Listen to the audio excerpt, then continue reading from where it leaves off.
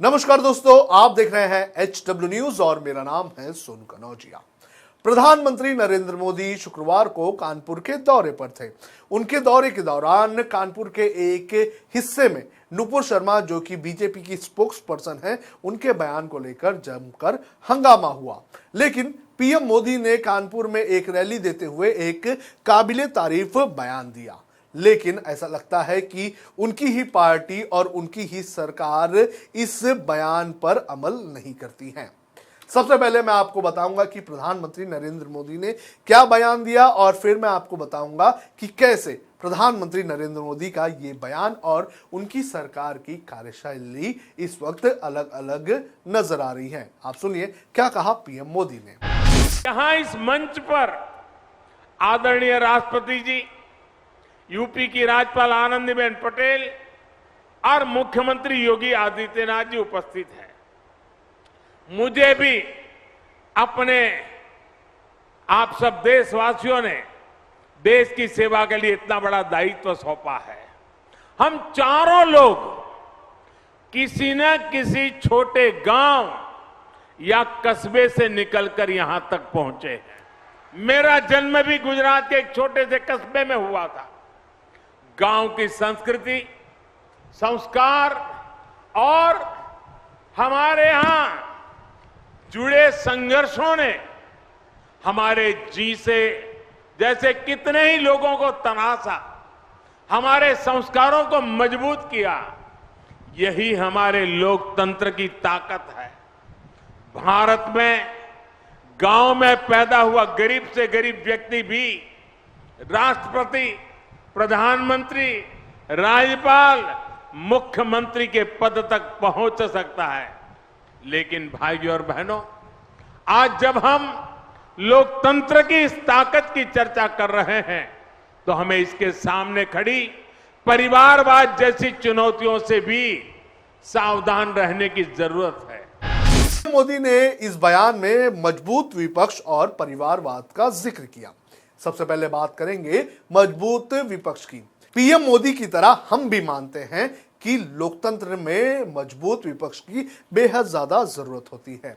लेकिन लोकतंत्र में एक और चीज का मजबूत होना बेहद ज्यादा जरूरी होता है और वो होता है सरकारी संस्थाओं का। सरकारी संस्थाओं के ऊपर किसी का भी कंट्रोल नहीं होना चाहिए। लेकिन नरेंद्र मोदी सरकार के ऊपर ये लगातार आरोप लगते रहे हैं कि उनकी सरकार सीबीआई, ईडी, आईटी को कंट्रोल कर रही है और इनका इस्तेमाल विपक्ष को कमजोर करने के लिए किया जाता है। एक तरफ प्रधानमंत्री ये कहते हैं कि विपक्ष का मजबूत होना बेहद ज्यादा जरूरी है, तो वहीं दूसरी तरफ उनकी ही पार्टी के ऊपर ये आरोप लगता है कि वो सेंट्रल एजेंसीज का इस्तेमाल कर रहे हैं विपक्ष को कमजोर करने के लिए। मेरा ये नहीं कहना है कि आप कार्रवाई ना करें। जिनके ऊपर आरोप लगे हैं उन सभी लोगों पर कार्रवाई होनी चाहिए है और जब आप कार्रवाई करते हैं तो आप पार्टी देखकर कार्रवाई ना करें, क्योंकि आरोप आपकी पार्टी के लोगों के ऊपर भी लगे हुए हैं।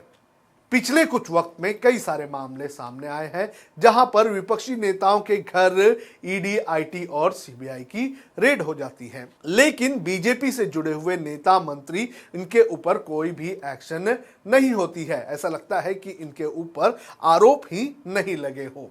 अब मैं कुछ नाम आपको गिना देता हूं जिनके ऊपर आरोप लगे हुए हैं लेकिन उनके ऊपर एक्शन नहीं लिया जा रहा है। ये लोग बीजेपी से जुड़े हुए हैं या फिर बीजेपी के जो एफिलेटेड जो विंग्स हैं उनके साथ जुड़े हुए हैं।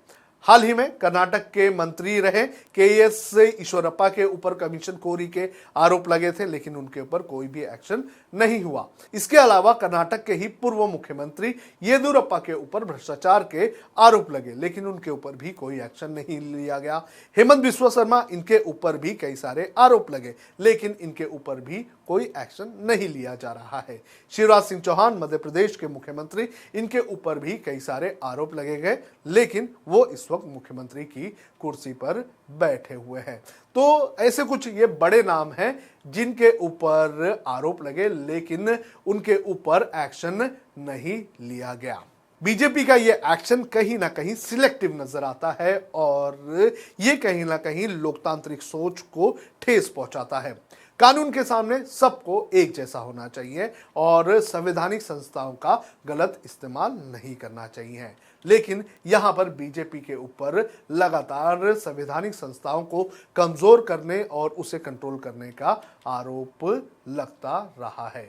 अब बात करते हैं परिवारवाद की। परिवारवाद कहीं पे भी होना ये अच्छी बात नहीं होती है, ना ही राजनीति में और ना ही किसी और चीज में। और जब आप परिवारवाद को लेकर विपक्ष पर हमला करते हैं तो आपको आपकी पार्टी के अंदर चल रहे परिवारवाद पर भी ध्यान देना चाहिए। कांग्रेस, एसपी, आरजेडी जैसी पार्टियां जो है इनके अंदर परिवारवाद तो है ही, लेकिन आपकी पार्टी के अंदर भी परिवारवाद है। अब मैं आपको बीजेपी के कुछ नेताओं के और उनके रिश्तेदारों के नाम गिनाता हूं जो कहीं ना कहीं यह बताता है कि बीजेपी में भी परिवारवाद है। सबसे पहले रक्षा मंत्री राजनाथ सिंह, इनके बेटे यूपी से विधायक हैं। अमित शाह के बेटे जय शाह बीसीसीआई के सेक्रेटरी हैं। रमन सिंह के बेटे अभिषेक सिंह ये एमपी है। वसुंधरा राजे के बेटे दुष्यंत ये भी एमपी है। वहीं बात करें गोपीनाथ मुंडे की तो उनकी बेटी भी एमपी है। तो आपकी पार्टी में भी भर भर कर परिवारवाद है। जैसे कि एक कहावत है कि बदलाव की शुरुआत खुद से करनी चाहिए। तो प्रधानमंत्री नरेंद्र मोदी ने ये जो परिवारवाद का बयान दिया है, मुझे लगता है कि परिवारवाद के बयान को देने से पहले प्रधानमंत्री नरेंद्र मोदी को अपने पार्टी के अंदर जो परिवारवाद पनप रहा है उसके बारे में भी सोचने की जरूरत है। तो प्रधानमंत्री नरेंद्र मोदी जिन्होंने ये बयान दिया कि लोकतंत्र में मजबूत विपक्ष होना चाहिए, तो उसके लिए प्रधानमंत्री नरेंद्र मोदी को ये भी सोचना चाहिए कि उनकी पार्टी के ऊपर जो आरोप लग रहे हैं कि वो ईडी, आईटी और सीबीआई जैसी संस्थाओं का इस्तेमाल कर रहे हैं विपक्ष को कमजोर करने के लिए, तो उसे रोका जाए या फिर ऐसा एक तंत्र बनाया जाए कि एक्शन सबके ऊपर लिया जाए। आपका क्या कहना है इस पूरे मामले को लेकर, तो आप कमेंट करके हमें बता सकते हैं।